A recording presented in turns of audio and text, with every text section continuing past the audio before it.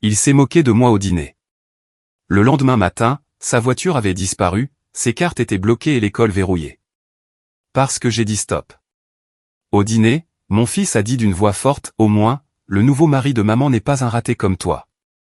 Mon ex-femme a ajouté, enfin, quelqu'un qui peut réellement subvenir aux besoins de cette famille. Sa famille a commencé à dire, pourquoi prends-tu même la peine de te montrer? Tout le monde s'est mis à pouffer de rire. Mon fils a continué, tu es pathétique et embarrassant comparé à lui. Sa mère a acquiescé. Dieu merci, elle a trouvé bien mieux. Je n'ai rien dit et j'ai fini mon repas en silence. Le lendemain matin, sa voiture avait disparu, son compte scolaire était gelé, son téléphone déconnecté et ses cartes de crédit annulées. Ce soir-là, mon ex m'a appelé, paniqué. Je m'appelle Caleb et j'ai 42 ans. J'ai été marié à Mera pendant 15 ans avant qu'elle ne décide qu'elle voulait quelque chose de mieux. Nous avons un fils ensemble, Henri, qui a maintenant 18 ans et vient de terminer le lycée. Le divorce a été finalisé il y a 3 ans, et ce fut un véritable enfer. Mera a obtenu la garde principale tant qu'Henri était mineur. J'avais les week-ends et les vacances.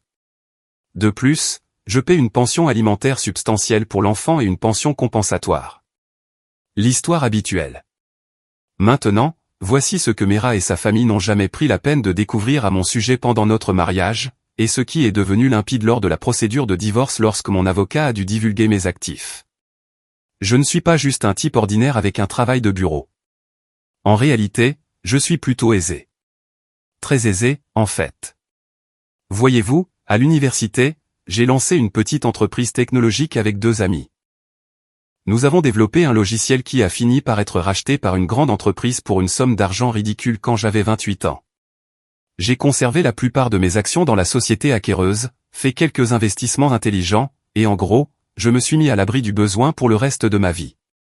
Mais j'ai toujours été discret au sujet de l'argent.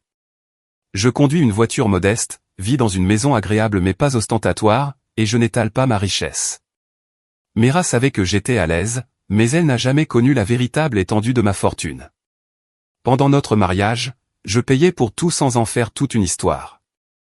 Mera n'a jamais travaillé, ce qui me convenait. Je voulais qu'elle puisse se concentrer sur l'éducation d'Henri et poursuivre ses propres intérêts.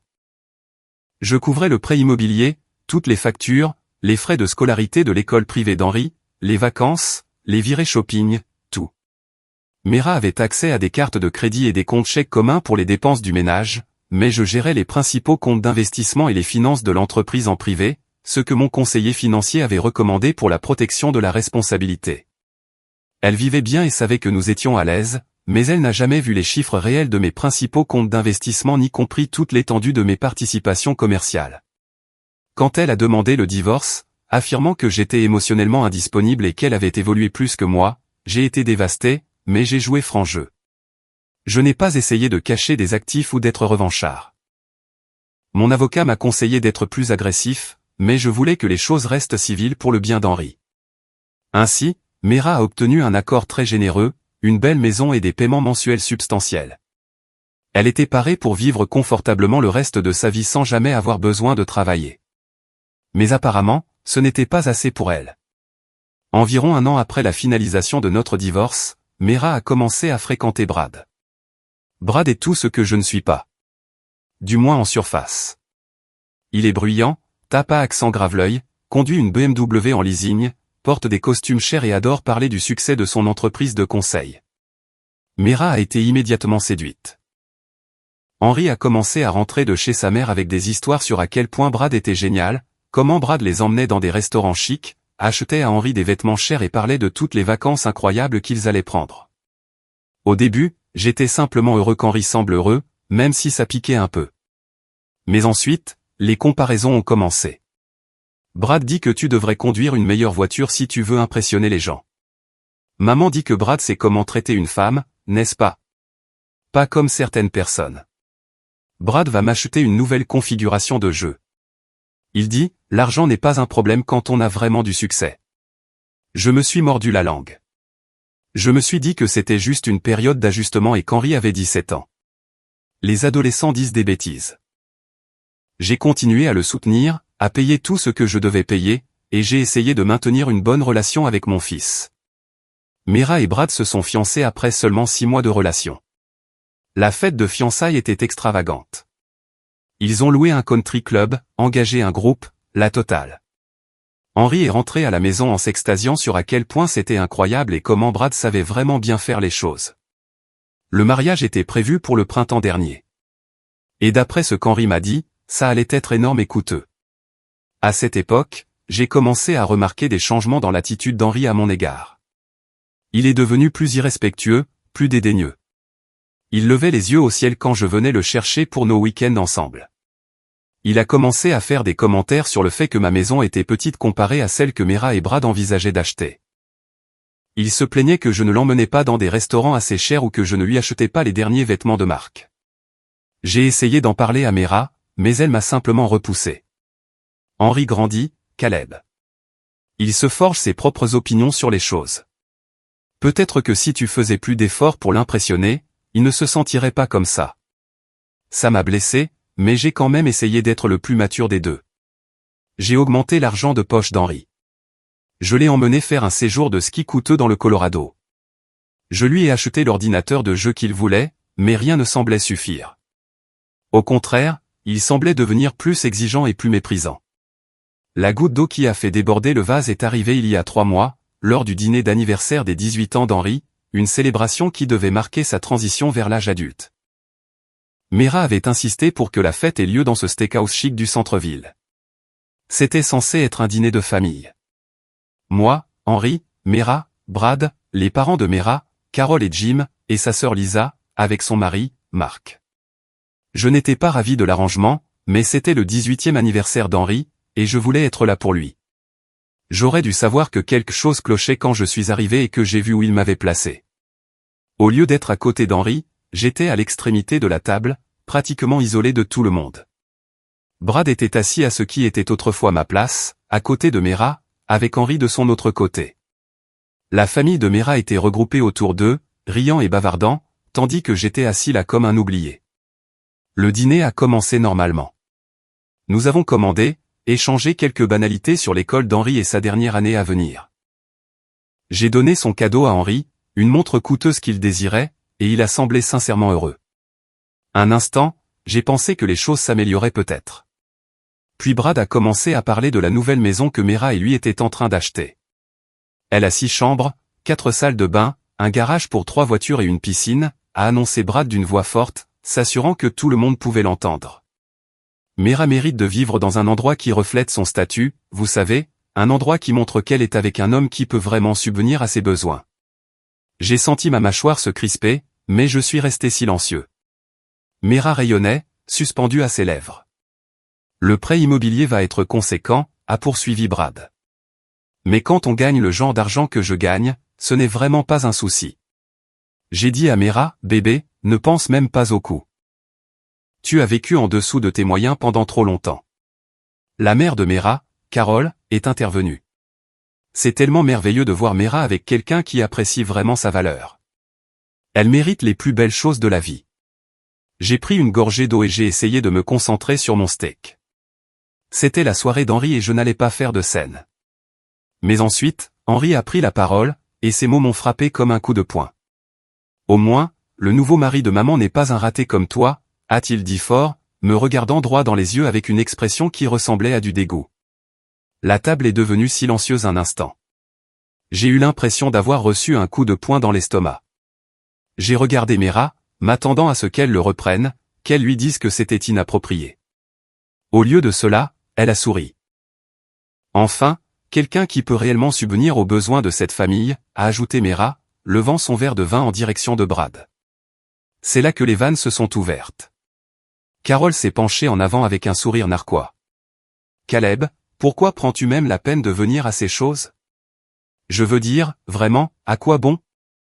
Lisa s'est mise à rire, pouffant littéralement d'amusement. Oh mon Dieu, maman, arrête. Mais Carol ne faisait que commencer. Non, sérieusement. Mera est passée à des choses plus grandes et meilleures. C'est juste gênant de t'avoir ici, à essayer de prétendre que tu es toujours pertinent. Mark s'est joint à la conversation, encouragé par la dynamique de groupe. Rien de personnel, Dave, mais il est assez évident de voir qui représente l'amélioration ici. Ils riaient tous maintenant, comme si c'était la chose la plus drôle qu'ils aient jamais entendue. Même les gens des tables voisines commençaient à nous regarder. Henri, mon propre fils, m'a regardé avec ce que je ne peux décrire que comme du mépris. « Tu es pathétique et embarrassant comparé à lui », a-t-il dit en désignant Brad. Je ne sais même pas pourquoi maman t'a épousé en premier lieu. Carole a hoché la tête avec approbation. Dieu merci, elle a trouvé bien mieux. Voilà à quoi ressemble un vrai homme, a-t-elle dit en tapotant l'épaule de Brad. Brad, de son côté, essayait d'avoir l'air humble, mais je pouvais voir qu'il savourait chaque seconde. Allons, allons, dit-il avec une fausse modestie. Ne soyons pas trop durs avec Caleb. Je suis sûr qu'il fait de son mieux avec ce qu'il a. D'autres rires, d'autres ricanements, d'autres commentaires sur à quel point j'étais pathétique, sur le fait que Mera s'était clairement mariée à un meilleur parti, sur l'évidence que je ne pouvais pas rivaliser. Je suis resté assis là et j'ai tout encaissé. J'ai fini mon steak méthodiquement, mâchant chaque bouchée avec soin, pendant que la famille de mon ex-femme et mon propre fils me démolissaient pour leur divertissement. Je n'ai pas dit un mot. Je ne me suis pas défendu. Je ne suis pas parti en claquant la porte. Quand le dîner fut terminé, je me suis levé, j'ai posé ma serviette sur la table et j'ai dit doucement « Joyeux anniversaire, Henri. J'espère que tu as passé un bon moment. » Puis je suis sorti, je suis rentré chez moi et j'ai commencé à passer des appels. Mais je savais que je devais être malin. Je ne pouvais pas tout annuler immédiatement sans potentiellement me créer des problèmes juridiques. Voyez-vous, voici ce qu'aucun d'entre eux ne savait. Ce que Mera n'avait jamais pris la peine de découvrir, et ce qui allait devenir très pertinent. Presque tout dans la vie d'Henri, qu'il pensait être payé par l'accord de divorce de Mera, était en fait toujours financé directement par moi, par le billet d'arrangement volontaire que j'avais mis en place après le divorce. Les frais de scolarité de l'école privée d'Henri? J'avais un accord séparé avec l'école où je payais directement, pas par l'intermédiaire de Mera. Sa voiture, la BMW dont il était si fier? Je l'avais acheté comptant et maintenais l'immatriculation et l'assurance à mon nom, le laissant essentiellement l'utiliser. Son téléphone portable? Sur mon forfait. Ses cartes de crédit, celles qu'il utilisait pour acheter des vêtements et des gadgets coûteux. C'étaient des cartes d'utilisateurs autorisées liées à mes comptes. Le fonds pour l'université qui devait payer sa première année à Northwestern? C'était entièrement mon argent, sur un compte que je contrôlais. L'assurance maladie qui couvrait ses frais médicaux, ses soins dentaires, ses médicaments sur ordonnance? Ma police d'assurance via mon entreprise. Même certaines des choses que Mera pensait faire partie de son accord de divorce étaient en fait un soutien volontaire continu de ma part. Je l'avais gardée comme utilisatrice autorisée sur certaines cartes de crédit pour les urgences et avais discrètement payé les factures pour ne pas perturber la vie d'Henri. Ce soir-là, j'ai d'abord appelé mon avocat. J'ai expliqué la situation et demandé quelles étaient les implications légales du retrait de mon soutien volontaire. Il a confirmé que tant que je continuais à respecter mes obligations judiciaires, la pension alimentaire pour l'enfant, qui prendrait fin de toute façon quand Henri aurait 18 ans, et la pension compensatoire, j'étais libre de cesser toute aide financière volontaire supplémentaire. Puis, je me suis assis dans mon bureau à domicile avec une tasse de café et mon ordinateur portable et j'ai systématiquement commencé le processus pour leur couper les vivres, mais je l'ai fait correctement et légalement. D'abord, j'ai envoyé un avis écrit formel à l'école indiquant que je ne ferai plus de paiement de scolarité pour Henri à compter de la fin du semestre en cours. J'ai expliqué qu'il y avait eu des changements familiaux et que sa mère devrait prendre des dispositions pour les futures dépenses éducatives. Je me suis assuré de suivre leur procédure de notification appropriée pour éviter toute complication juridique. Ensuite, j'ai contacté ma compagnie d'assurance et leur ai donné le préavis requis de 30 jours pour retirer Henri de ma police. Puis, j'ai appelé les sociétés de cartes de crédit. Je n'ai pas signalé les cartes d'Henri comme perdues. Au lieu de cela, j'ai officiellement demandé que son statut d'utilisateur autorisé soit révoqué et que de nouvelles cartes ne soient émises qu'à mon nom, en tant que titulaire principal. J'ai également demandé que les cartes d'utilisatrice autorisées de Mera soient annulées avec un avis écrit en bonne et due forme. La compagnie de téléphone portable exigeait également un avis écrit. J'ai donc soumis les documents pour faire déconnecter la ligne d'Henri à la fin du cycle de facturation en cours. Pour la voiture, j'ai consulté mon avocat sur la procédure appropriée. Comme elle était immatriculée à mon nom et que je payais l'assurance, j'avais le droit légal de la récupérer. Cependant, mon avocat m'a conseillé de donner d'abord un avis formel. J'ai donc envoyé à Henri une lettre recommandée indiquant que je réclamais le véhicule et qu'il avait une semaine pour me le rendre, sinon j'organiserais sa récupération. Le fonds pour l'université a nécessité un déplacement à la banque, mais comme c'était mon argent sur un compte que je contrôlais, j'ai pu changer l'accès d'Henri avec effet immédiat. Au cours des jours suivants, j'ai suivi chaque notification systématiquement. Je n'agissais plus sous le coup de l'émotion pure. Je retirais méthodiquement et légalement un soutien que j'avais fourni volontairement. J'avoue qu'en étant assis dans mon bureau à domicile, à finaliser chaque transaction, j'ai ressenti un mélange d'émotions. Il y avait de la colère, certainement, mais aussi un étrange sentiment de soulagement. Pour la première fois en 2 ans, je ne me pliais pas en quatre pour accommoder des gens qui, de toute évidence, n'appréciaient pas ce que je faisais pour eux. Il y avait aussi de la tristesse, une tristesse profonde et profonde que les choses en soient arrivées là. Je n'ai jamais voulu être le genre de père qui utilise l'argent comme une arme contre son propre enfant. Mais Henri avait clairement montré qu'il voyait notre relation en termes purement transactionnels. Alors, j'ajustais simplement les termes de la transaction. Je n'arrêtais pas de penser au regard dans ses yeux quand il m'a traité de pathétique. Ce n'était pas la colère spontanée d'un adolescent en pleine crise. C'était un mépris froid et calculé.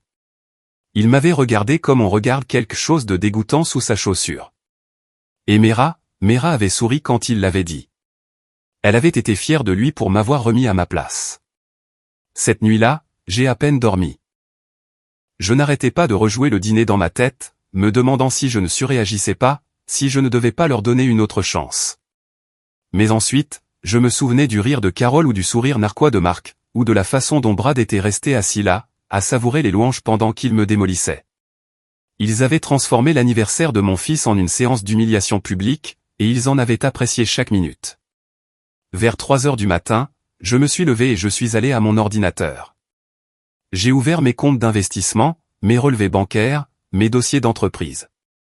J'ai regardé les vrais chiffres, les millions d'actifs, les flux de revenus passifs, la sécurité financière que j'avais bâtie, non seulement pour moi, mais pour ma famille. Mera et Henri pensaient que Brad avait du succès parce qu'il conduisait une BMW en leasing et parlait de grosses affaires. S'ils savaient seulement que je pourrais acheter et vendre Brad 100 fois sans que cela n'entame ma fortune. Mais ce n'était pas la question.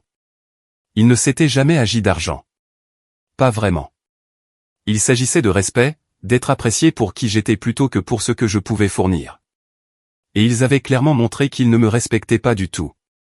Le lendemain matin, je me suis réveillé avec 17 appels manqués de Mera. Je n'ai pas répondu.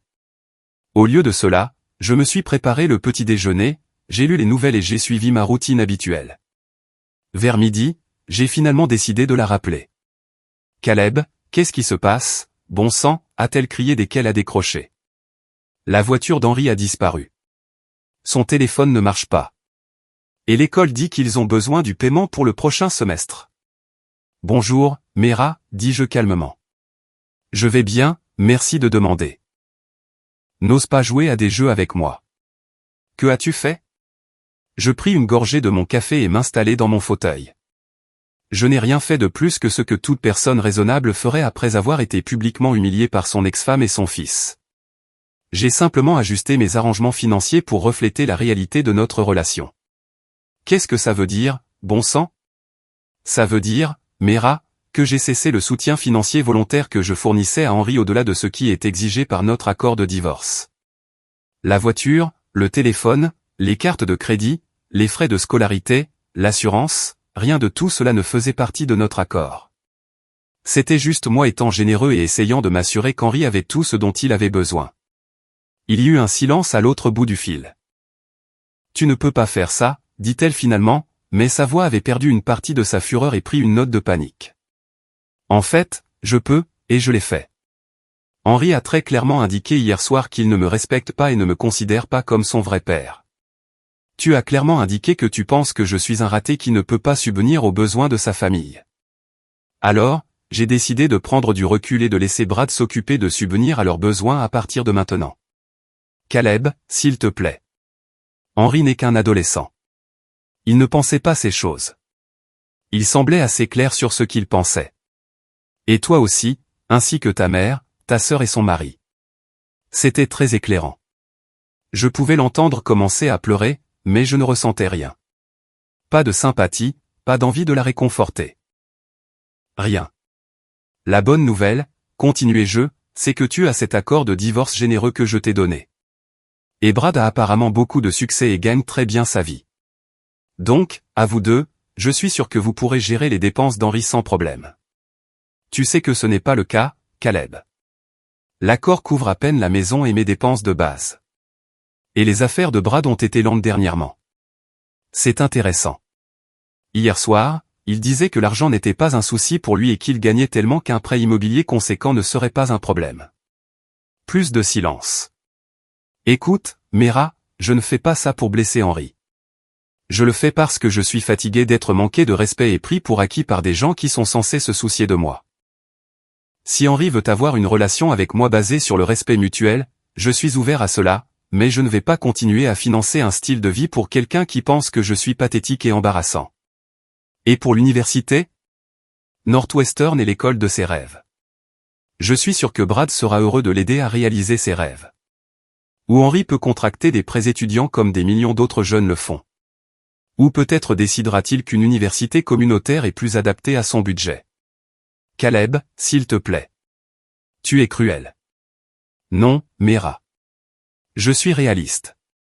Pendant 17 ans, j'ai subvenu aux besoins de ce garçon. Je me suis assuré qu'il avait tout ce dont il avait besoin et la plupart de ce qu'il voulait. J'ai été un bon père. Même quand notre mariage s'est effondré. Et hier soir, il m'a regardé dans les yeux et m'a traité de raté pathétique. Tu es restée assise là et tu as été d'accord avec lui. Ta famille a ri de moi comme si j'étais une sorte de blague. Nous étions justes. C'était juste. C'était juste quoi? Juste pour s'amuser? Juste une taquinerie inoffensive? Juste pour me remettre à ma place? Elle ne répondit pas, voici ce qui va se passer, Mera. Je vais continuer à payer la pension alimentaire pour l'enfant et la pension compensatoire que je suis légalement tenu de payer, comme spécifié dans notre accord de divorce. Mais tout le reste, tout ce que je faisais par générosité, par amour ou par habitude, c'est terminé. Henry veut tellement être le fils de Brad. Laissons Brad être celui qui subvient à ses besoins. J'ai raccroché. Au cours des jours suivants, les appels et les SMS ont continué d'affluer. D'abord de Mera, puis d'Henry, puis de Carol et Jim, puis de Lisa.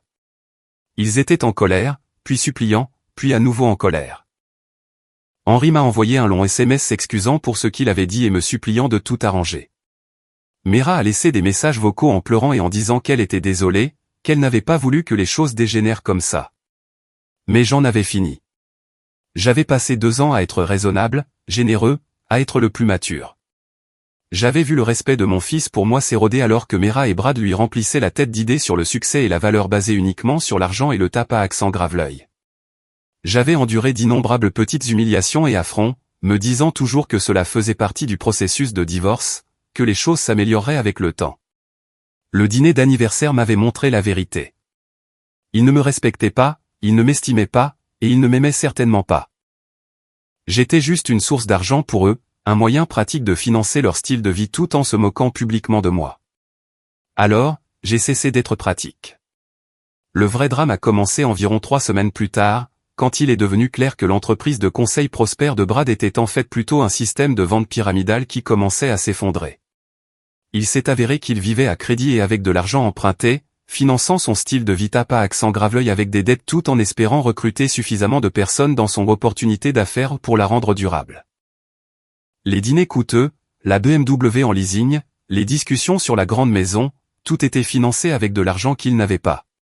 Quand Mera a réalisé que les frais de scolarité d'Henry, les paiements de la voiture et autres dépenses allaient leur incomber, et quand Brad a réalisé que l'accord de divorce de Mera n'était pas suffisant pour couvrir le style de vie qu'ils avaient prévu, des fissures ont commencé à apparaître dans leur relation parfaite.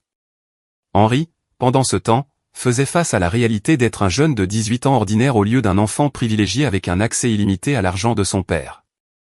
Il a dû trouver un travail pour payer l'essence et les loisirs. Il a dû prendre les transports en commun au lieu de conduire sa BMW. Il a dû expliquer à ses amis pourquoi son téléphone était déconnecté et pourquoi il ne pouvait plus se permettre d'aller dans des restaurants chers. Northwestern a envoyé une lettre concernant son acompte d'inscription et les frais du premier semestre.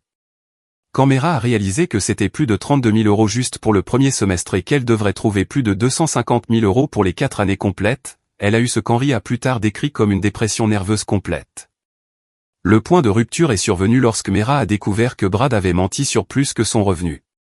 Elle a découvert qu'il avait utilisé ses cartes de crédit pour payer des dépenses liées à son entreprise, accumulant des milliers d'euros de dettes dont elle était maintenant responsable. Quand elle l'a confronté à ce sujet, il l'a blâmé de ne pas avoir été clair sur sa situation financière, disant qu'il pensait qu'elle avait plus d'argent disponible. « Si tu m'avais dit que ton ex-mari était un tel radin, j'aurais planifié différemment, lui aurait-il dit, selon ce qu'Henri m'a partagé plus tard. Je pensais que tu recevais du vrai argent de sa part, pas juste une pension alimentaire de base. » Ce commentaire, plus que tout autre, a semblé réveiller Mera à la réalité de qui était vraiment Brad. Elle a réalisé qu'il avait été avec elle non pas parce qu'il l'aimait, mais parce qu'il pensait qu'elle venait avec des avantages financiers. Lorsque ces avantages se sont taris, son vrai caractère a émergé. La goutte d'eau finale pour leur relation est venue lorsque Brad a suggéré que Mera devrait retourner au tribunal pour essayer d'obtenir plus d'argent de ma part. Il doit y avoir un moyen de lui soutirer plus, a-t-il dit. Peut-être que si tu menaces de restreindre son droit de visite à moins qu'il ne paie plus. Même Mera, malgré tous ses défauts, savait que c'était franchir une ligne. Elle était peut-être prête à m'humilier en public, mais elle n'était pas prête à utiliser Henri comme un pion dans une bataille juridique juste pour financer le style de vie de son petit ami. La rupture a été houleuse et publique. Brad a déménagé de la maison de Mera et a immédiatement commencé à sortir avec une autre femme, affichant leur relation sur les réseaux sociaux. Mera était dévastée, non seulement par la trahison, mais par la réalisation de la façon dont elle avait été manipulée. Elle avait renoncé à un mariage stable et aimant pour un homme qui l'avait utilisé depuis le début. Pendant ce temps, Henri faisait face aux retombées sociales à l'école. La nouvelle de la reprise de sa voiture s'était répandue, et certains de ses soi-disant amis ont commencé à le traiter différemment. Les jeunes qui traînaient avec lui quand il payait des déjeuners chers et jetait l'argent par les fenêtres ont soudainement trouvé d'autres personnes avec qui s'asseoir. Il apprenait une dure leçon sur les amis intéressés et la différence entre être aimé et être utilisé. C'est alors qu'Henri m'a appelé. Vraiment appelé. Pas seulement des SMS de demande ou d'excuses. Il pleurait, ce que je n'avais pas entendu depuis qu'il était petit garçon. « Papa, je suis désolé. Je suis vraiment, vraiment désolé. J'ai été stupide et méchant, et je n'ai pas compris. Je veux juste que les choses redeviennent comme avant. » Pour la première fois depuis des semaines, j'ai ressenti autre chose qu'une colère froide. C'était mon fils, mon petit garçon qui s'endormait sur ma poitrine en regardant des films, qui me suppliait de lui lire une histoire de plus avant de dormir. « Henri, dis-je doucement, je t'aime.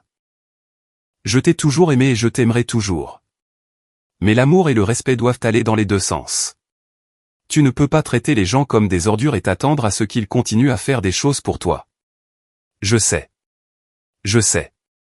J'ai été horrible. Maman et Brad n'arrêtaient pas de dire que tu n'avais pas de succès et que je méritais mieux. Et j'ai commencé à y croire. Mais je vois maintenant, papa. Je vois ce que tu faisais pour moi. Toutes ces choses que je pensais que maman payait.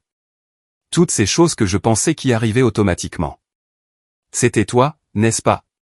Oui. Et j'ai tout gâché parce que je voulais être cool et impressionner des gens qui ne se souciaient pas vraiment de moi. Tu as gâché bien plus que de l'argent, Henri. Tu as gâché notre relation. Tu as gâché ma confiance. Tu m'as fait sentir comme si je ne comptais pas pour toi. Tu comptes. Tu comptes tellement. J'étais juste stupide et j'essayais de m'intégrer à ce que tout le monde disait. S'il te plaît, papa, s'il te plaît, donne-moi une autre chance. J'ai 18 ans maintenant. Je suis censé être un adulte, mais je me suis comporté comme un enfant gâté. C'est là que j'aurais pu être vindicatif. J'aurais pu le faire souffrir plus longtemps. J'aurais pu lui faire vraiment comprendre ce qu'il avait perdu. Mais il avait 18 ans. C'était mon fils. Et il semblait sincèrement plein de remords. Voici ce que nous allons faire, dis-je. Si tu veux reconstruire notre relation, nous allons le faire lentement, et nous allons le faire sur la base de l'honnêteté et du respect. Plus de mensonges, plus d'irrespect, plus de choses prises pour acquises. Oui, absolument. Tout ce que tu veux. Je veux que tu viennes rester avec moi ce week-end. Juste toi et moi. Nous allons parler des choses. Vraiment parler. Du respect, de la famille, de ce que signifie être un homme. Et ensuite, nous trouverons comment avancer. Et pour l'université? Et Northwestern? Nous en parlerons aussi. Mais Henry, tu dois comprendre que les actions ont des conséquences. La façon dont tu m'as traité, les choses que tu as dites, cela a endommagé notre relation, et il faudra du temps pour réparer ces dommages. Je ne vais pas simplement signer un chèque et faire comme si rien ne s'était passé. Je comprends. Je ferai tout ce qu'il faudra. Ce week-end-là, Henry est venu chez moi, et nous avons eu la conversation la plus honnête que nous ayons jamais eue. Je lui ai parlé de mon entreprise, des investissements, de la somme exacte d'argent que j'avais réellement. Ses yeux se sont écarquillés quand il a réalisé l'ampleur de ce que je lui avais fourni et le peu de crédit que j'en avais jamais tiré. Papa, tu es riche, en fait. Vraiment riche. Je suis à l'aise, oui. Mais Henry, ce n'est pas la question. La question est que l'argent ne rend pas quelqu'un bon ou mauvais. Je n'étale pas ma richesse parce que je ne pense pas que cela me définisse. Je voulais que tu m'apprécies pour qui je suis, pas pour ce que je peux t'acheter. Mais Brad donnait toujours l'impression que tu avais des difficultés, que tu ne pouvais pas te permettre de belles choses. Brad ne sait rien de mes finances, et ta mère non plus, en réalité. J'ai gardé notre situation financière privée parce que je voulais que notre famille se sente normale, pas définie par l'argent. Nous avons parlé de respect, de la façon dont les membres d'une famille devraient se traiter, de la différence entre subvenir aux besoins de quelqu'un et le gâter. J'ai expliqué que j'avais été heureux de le soutenir financièrement, mais que j'avais besoin de me sentir valorisé et respecté en retour. Je t'estime, papa. J'étais juste. Je me suis laissé emporter par tout ce que disait Brad. Et maman semblait si heureuse avec lui. Et j'ai pensé qu'ils avaient peut-être raison sur le fait que tu n'avais pas assez de succès. Mais le succès, ce n'est pas seulement l'argent, n'est-ce pas? Non, fiston, ce n'est pas ça. À la fin du week-end, je pouvais voir l'Henry dont je me souvenais, le garçon réfléchi et gentil qui s'était perdu quelque part dans le drame du divorce et la pression des pères adolescents. Nous avons passé un accord. Je l'aiderais pour l'université, mais il devrait en gagner une partie lui-même. Il récupérerait son téléphone, mais il paierait la moitié de la facture mensuelle. Il pourrait avoir une voiture, mais ce serait une voiture d'occasion raisonnable, pas une BMW, et il serait responsable de l'essence et de l'assurance. Plus important encore, il ne me manquerait plus jamais de respect, ni à personne d'autre dans notre famille. Une seule incartade et il serait financièrement indépendant. Et pour maman et Brad, demanda-t-il. Et eux? Vas-tu les aider aussi? J'y ai pensé un long moment. Henry, je ne déteste pas ta mère. Je suis déçu par elle et blessé par la façon dont elle m'a traité, mais je ne lui souhaite aucun mal. Si jamais elle a besoin d'aide pour quelque chose de vraiment important, des factures médicales, des dépenses d'urgence, quelque chose comme ça, je ne la laisserai pas souffrir. Mais je ne financerai pas son style de vie ou sa relation avec Brad. Et s'ils se séparent? C'est entre eux. Mon travail est d'être ton père et de m'assurer que tu es pris en charge. Ta mère a fait ses choix et maintenant elle doit vivre avec. Il s'est avéré que la question d'Henry était plus prémonitoire qu'il ne le pensait. Environ un mois plus tard, lorsque les factures ont commencé à s'accumuler et que Brad a réalisé que Mera n'était pas la sécurité financière qu'il pensait, il a commencé à trouver des excuses pour lesquelles le mariage devait être reporté. La grande maison qu'ils avaient prévu d'acheter est tombée à l'eau lorsqu'ils n'ont pas pu obtenir le prêt immobilier. Le style de vie chic a commencé à s'effondrer assez rapidement. Mera m'a appelé un soir en pleurant. Caleb, j'ai fait une terrible erreur. Avec Brad, avec le divorce, avec tout. Je ne sais pas à quoi je pensais. Tu pensais que tu pouvais trouver mieux que moi, dis-je. Tu pensais que je n'étais pas assez pour toi. J'avais tort. J'avais tellement tort. Brad n'est pas celui que je pensais. Il a menti sur son entreprise, sur son revenu, sur tout. Et je. Tu me manques. Notre famille me manque. Mera, notre famille était brisée bien avant l'arrivée de Brad. Tu étais malheureuse avec moi pendant des années avant de demander le divorce. Il ne s'agit pas de Brad. Mais peut-être que nous pourrions réessayer. Peut-être que nous pourrions arranger les choses. Non, Mera, nous ne pourrions pas. Même si Brad n'était pas dans le tableau, même si tu étais célibataire, nous ne pourrions pas. Tu ne me respectes pas. Tu ne m'as jamais vraiment respecté. Tu me voyais comme ennuyeux, comme un raté, comme inférieur à toi. La seule différence maintenant, c'est que tu as réalisé que j'avais plus de succès que tu ne le pensais, et que Brad a moins de succès que tu ne l'espérais. Ce n'est pas vrai. C'est vrai. Tu ne m'as pas quitté parce que j'étais un mauvais mari ou un mauvais père. Tu m'as quitté parce que tu pensais que tu pouvais trouver mieux. Tu as trouvé quelqu'un de plus tapa accent grave-l'œil, quelqu'un qui semblait plus excitant, quelqu'un qui te faisait te sentir plus importante. Le fait que ça n'ait pas marché ne change pas la raison pour laquelle tu as fait ce choix. Elle est restée silencieuse pendant un long moment. Je suis désolé, dit-elle finalement. Je suis désolé pour la façon dont je t'ai traité et je suis désolé pour ce qui s'est passé au dîner d'anniversaire d'Henri. Tu ne méritais pas ça. Non, je ne le méritais pas, a-t-il un moyen? Y a-t-il une chance que tu me pardonnes un jour? Mera, je te pardonne déjà. Rester en colère me ferait plus de mal à moi qu'à toi. Mais te pardonner ne signifie pas que je veux être à nouveau marié avec toi. Cela ne signifie pas que je te confie à nouveau mon cœur. Cela signifie simplement que je ne vais pas porter la colère et le ressentiment pour le reste de ma vie. Et Henri? Et notre famille? Henri et moi reconstruisons notre relation. Il a appris des leçons difficiles sur le respect et les conséquences, et je pense que cela lui a fait du bien. Quant à notre famille, nous serons toujours liés par lui, mais nous ne sommes plus une unité familiale. Nous sommes deux personnes qui ont été mariées et qui partagent un fils. Cette conversation a eu lieu il y a 9 mois. Depuis, beaucoup de choses ont changé. Henri va bien. Il travaille à temps partiel dans un restaurant local, ce qui lui a donné une nouvelle appréciation du travail acharné et de l'argent. Il fait également du bénévolat dans un centre pour jeunes, ce que j'ai suggéré comme moyen pour lui de comprendre la valeur du service aux autres. Nous avons reconstruit notre relation, et bien qu'il y ait encore des moments de tension occasionnels, il est devenu beaucoup plus respectueux et réfléchi. Il va à Northwestern à l'automne. Nous avons élaboré un plan où je couvre les frais de scolarité, et il est responsable de ses frais de subsistance grâce au travail et aux prêts. Il est enthousiasmé par l'opportunité et l'indépendance, d'autant plus qu'il sait qu'il l'a mérité. Mera et Brad ont rompu il y a environ 3 mois. Il s'est avéré qu'il la trompait avec une femme qu'il avait rencontrée par le biais de son entreprise, qui s'est avéré être principalement un système pyramidal qui s'est effondré lorsque ses dettes l'ont rattrapé. Mera a dû vendre la maison qu'elle avait obtenue lors du divorce et déménager dans un appartement plus petit. Elle a trouvé un emploi dans une agence immobilière locale, ce qui lui a fait du bien. Elle semble plus ancrée maintenant, plus réaliste sur la vie et les relations. Nous sommes cordiaux lorsque nous devons interagir à cause d'Henri, mais nous ne sommes pas amis. Je ne pense pas que nous le serons un jour. Trop de choses se sont passées. Trop de choses ont été dites. Mais nous pouvons être civilisés, et c'est suffisant.